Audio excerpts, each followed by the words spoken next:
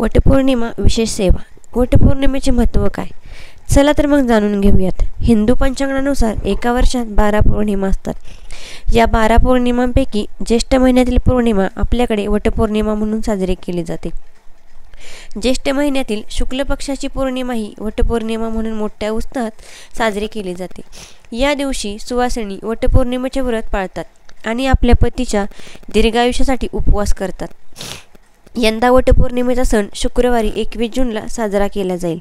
वटपौर्णिमेची तिथी 21 जूनला सायंकाळी 7:32 सुरू होईल आणि 22 जून रोजी सकाळी 6:38 ही तिथी समाप्त होईल. या दिवशी वडाची पूजा करण्यासाठी पहाटे 5:24 शुभमुहूर्त सुरू होणार असून तो 10:30 असणार आहे. त्यानंतरचा शुभमुहूर्त हा दुपारी 12:23 सुरू होणार असून तो दुपारी 2:07 असणार. यामुळे या कालावधीमध्ये सुवासिनीने वडाची पूजा करायची आहे. चला तर मग जाणून घेऊयात वटपौर्णिमेची पूजा कशी करायची. वटपौर्णिमेच्या दिवशी सुवासिनीने पहाटे लवकर उठून स्नान करावे. स्नान केल्यानंतर वटपौर्णिमेच्या व्रताला संकल्प करावा आणि नवे वस्त्र साडी परिधान करावी.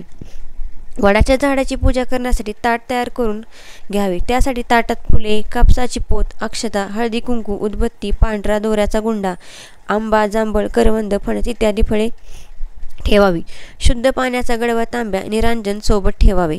सुरुवातीला वडाच्या झाडाला पाणी व्हावे. त्यानंतर हळदी कुंकू, अक्षता, फुले, कापसाची पोत व्हावी. त्यानंतर झाडाचे औक्षण करावे. त्यानंतर पांढरा दोरा वडाला बांधून 7 वेळा झाडाला प्रदक्षिणा घालावी. पतीच्या दीर्घायुष्यासाठी मनोभावे प्रार्थना करावी. त्यानंतर विवाहित स्त्रियांना सौभाग्य लेणे देऊन त्यांचा आशीर्वाद घ्यावा.